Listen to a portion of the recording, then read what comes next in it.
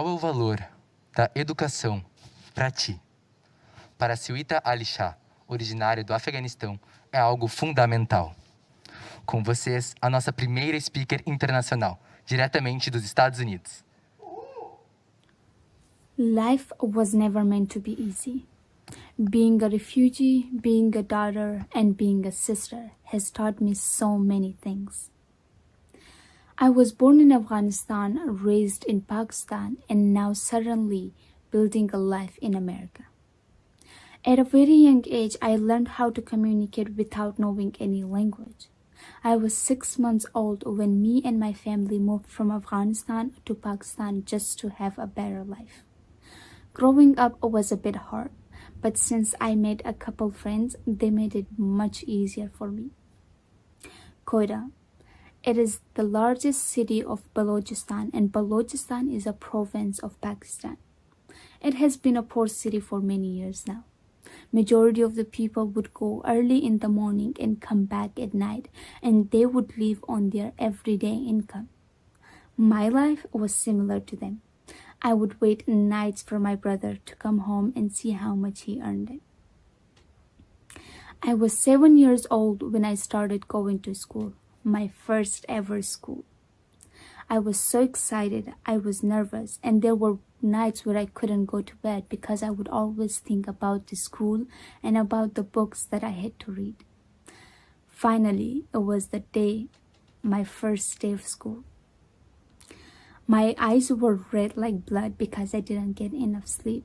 I was nervous, I was excited, but I loved my new uniform because it had a black skirt, my favorite color. As I grew up, I realized how much my family struggled to send me and my 2 younger brothers to school. The books and the uniforms were pretty expensive, but they never hesitated on spending the money on our education. I was in 7th grade when the principal called my mom and said that I cannot go to school anymore because I have to be a citizen of Pakistan in order to study more. Those days, Pakistan was also being unsaved. It was 2013 when there was a big blast just a few miles away from my house. Almost 200 people got injured and more than 30 people died. When the blast happened, my windows shuttered down. I heard people crying. I heard mothers looking for their children. I heard sisters looking for their brothers, but no one could find it. That day was when we realized that Pakistan is not also our home. For me, it was really hard. I had finally I had made a couple friends, and I felt that Pakistan was my home. But what I didn't know is that Pakistan is not. I still have to find my place, a place where I could live with no worries, and a place where I could continue my education. After spending 16 years in Pakistan, we came to America through UNHCR. The United Nations High Commission for Refugees is a UN agency, and it is also for refugees' aid, help, and responsibilities. UNHCR would decide where people would go and stay and live forever. After registering our case to UNHCR, we had no idea about anything. We did have to take a few interviews and a few blood tests and some other important paperwork. It was a very long progress. It took us 6 years to get to America. Before coming to America, I never heard of Ohio or Lakewood. That would later become my home. The only thing I know is that my life will be filled with better and new opportunities. We came here for a better life and most importantly, for a better education.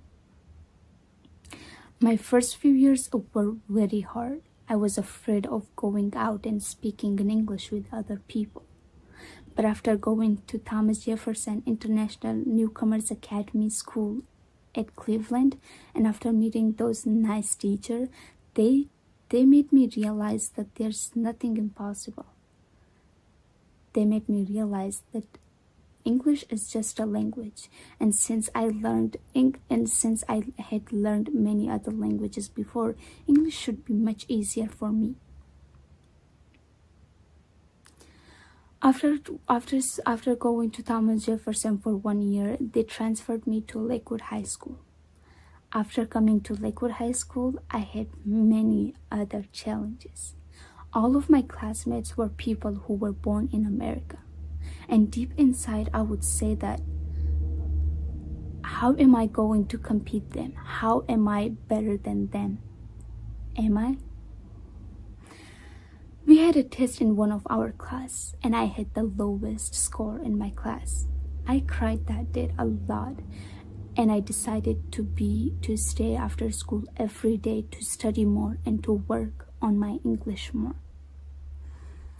After that day, I realized and working so hard, I kind of had that feeling of succeeding.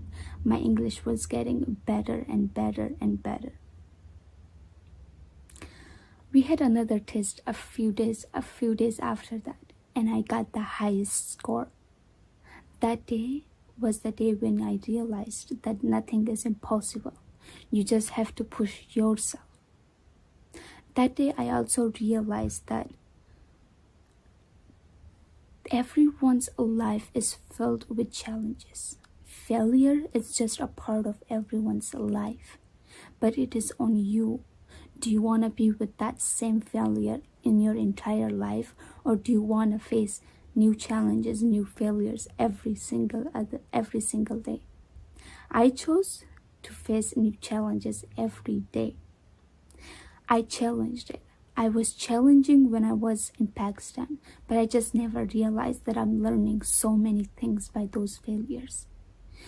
When I was in Pakistan and I used to talk with other people without knowing any language and use the different types of communication, now I'm using those different ways of communication to talk with people who don't speak English and help them out as much as I can, because I know how they feel. I have been through the same situation. I failed many times, but now it made me an independent girl. I used to walk miles just to get somewhere, but now I have my own car and I drive. When I used to be afraid of talking with people in English, now I am working at 2 jobs and I love talking with my coworkers. I finished my high school with a GPA of 3.8 and also being a member of National Honor Society. The selection of NHS is based on your scholarship, leadership, service, and character.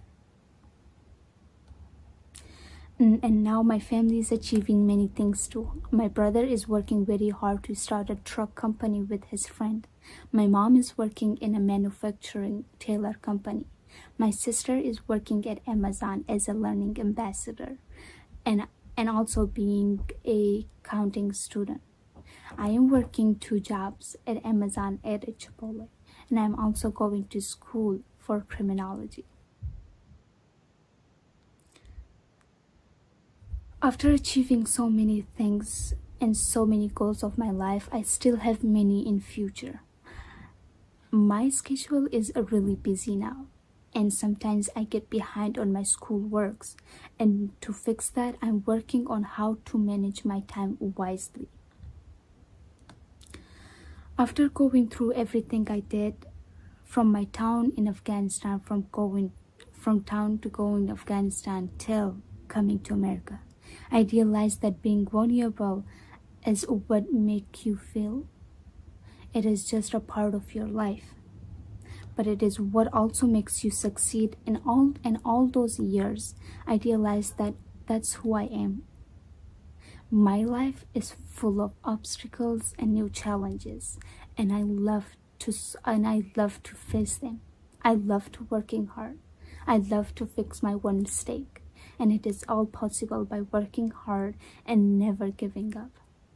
Thank you.